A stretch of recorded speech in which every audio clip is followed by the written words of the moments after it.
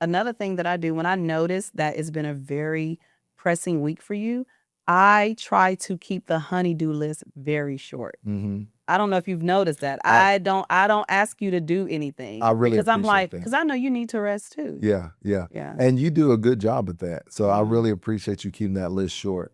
And I want to encourage you to keep it short because when you do that, that allows me to be just refreshed and on point. So but I You try need to to do keep my my list job. short too. I do my job at taking care of stuff when you need it. You know, I've actually shortened the time frame of how long it takes me to get stuff done Oh for you yeah, to ask me. sometimes it used to be like 1 or 2 years, Yes. and then it went to like 6 to 8 There months. you go. I'm shortening it down. Now it's a few days to a few weeks. I listen, I'm in that goal. I'm in that sweet spot right Yeah. now. I know how to get stuff done. Delegation. We try to delegate as much as we can to help with burnout. I Hmm. remember, and sometimes, especially as business owners, you have to do everything yourself. Hmm. And when you have to do everything yourself, you realize very quickly that you can't.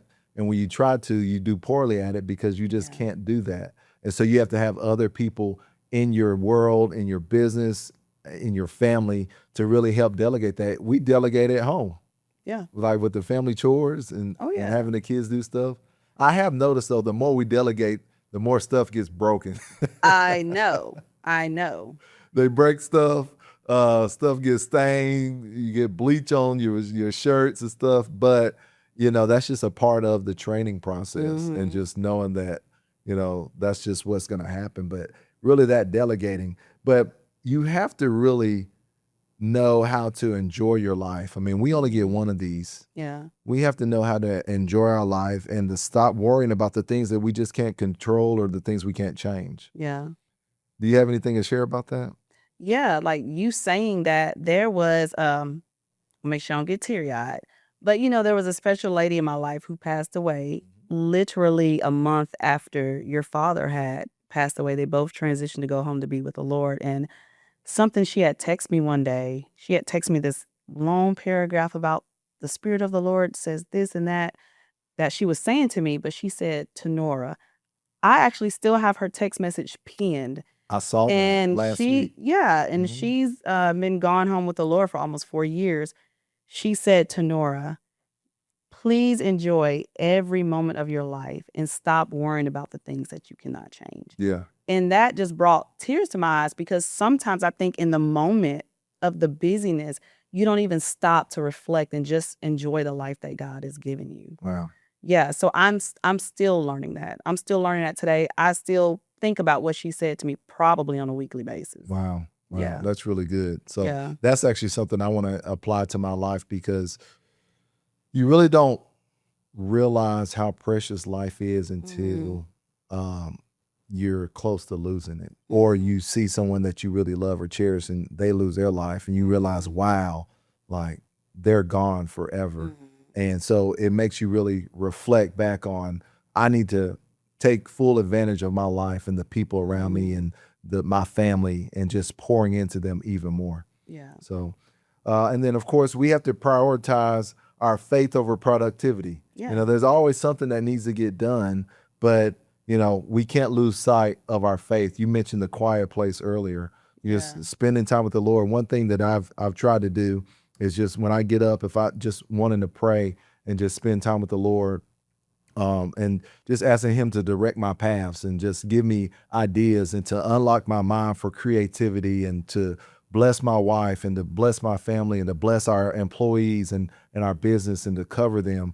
Just all of those things that really help protect our joy. Mhm. And what was the acronym that you have for So joy? we learn in church joy, Jesus, others, and yourself. So you put Jesus first, and then others, and then yourself. But here's the thing about yourself. A lot of times, me and others, when we get to ourselves, we don't pour into ourselves the way we give our time and life to Jesus, the way we give our time and life to others. We don't do that for ourselves. So, something that you said, you get away in the secret place. Yeah. That's giving strength to yourself. That's Yeah. giving strength to your spirit, man. But we also need to exercise if we can, if it's possible, even if something like stretching or walking, Hmm. we need to eat whole, real foods. because that's going to feed our flesh. And we need to take breaks from the news. Don't be in the news all the time. You know, you need that mental health, that mental clarity. Is so much going on in the world. We can't just be feeding ourselves everything we see on the news and social media.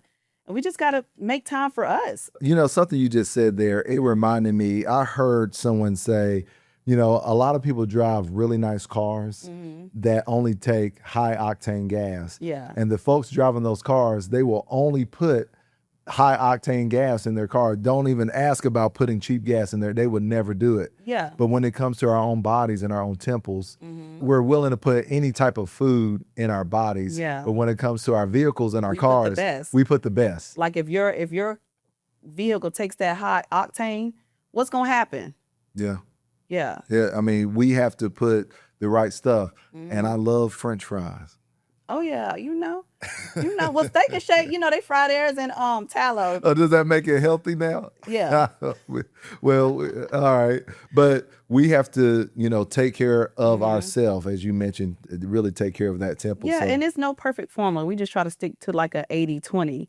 But the reality is, seriously, how do you have time for others? How do you have time for the Lord? How do you have time to do the work of the ministry? How do you have time to work? How do you have time to avoid burnout if you are treating yourself like crap?